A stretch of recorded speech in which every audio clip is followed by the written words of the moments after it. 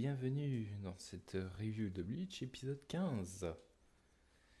Donc on va parler de cette review de Bleach qui était toujours aussi sympa à regarder pour les yeux comme pour la qualité audio, hein, avec ses musiques, etc. Quoique je l'ai trouvé un petit peu rapide, je vais t'expliquer pourquoi. Donc on commence déjà avec Keywatch et les Quincy, les Sternwriters, qui ont donc envahi le Seireitei, mais qui l'ont bien changé. Du coup, c'est le Vanderhash et qui expliquait que, en fait, ils se sont cachés dans l'ombre de la Soul Society et du coup, ils ont amené plus ou moins les Quincy dans le Vanderhash. Et direct après ces explications, on commence déjà par deux combats. Déjà le premier Toshiro contre Basby et le second Siphon contre l'espèce de cyborg BG9, BJ9, je sais pas comment on le prononce. Et je trouvais ça que c'était un peu rapide quand même. On commence direct par un combat, on met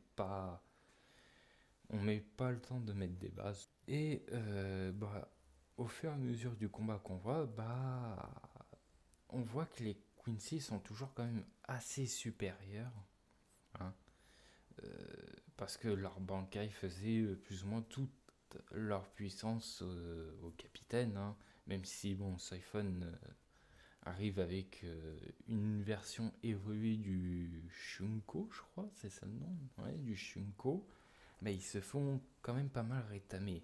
Donc à voir comment ça se poursuit. Sachant qu'on a Mayuri qui débarque avec... on dirait qu'il a fait un détour à la Japan Expo, hein, comme les gens l'appellent le Mayuri Soleil, en expliquant justement le fait que les Quincy utilisent le Reishi, donc les ombres, pour se cacher, utiliser plus ou moins leur pouvoir. Donc après, je crois que c'est quoi le Quincy?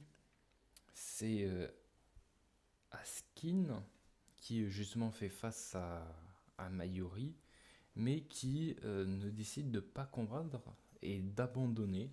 Donc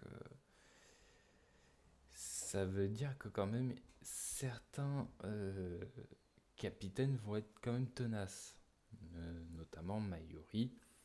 Et nous avons aussi Urara, qui, je ne sais quelle façon, a réussi à donner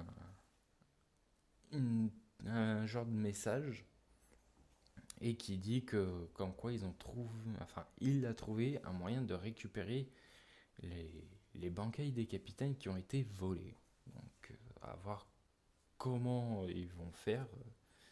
De toute façon, Urara a toujours 3 coups d'avance à chaque fois. Donc voilà.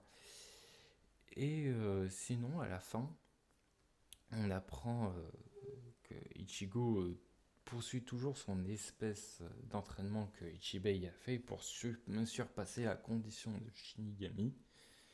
Donc, et de ce qu'on peut et de ce qu'on nous raconte, c'est que en gros, à chaque fois que Ichigo avance et que il pleut dans cet endroit, c'est que la pluie commence à avoir un certain poids, donc à savoir qu'est-ce que c'est.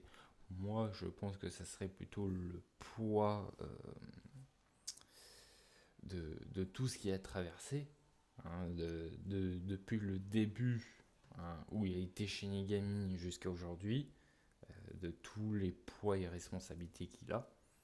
Donc à savoir si c'est pas ça. Donc on verra dans l'épisode suivant, donc samedi prochain.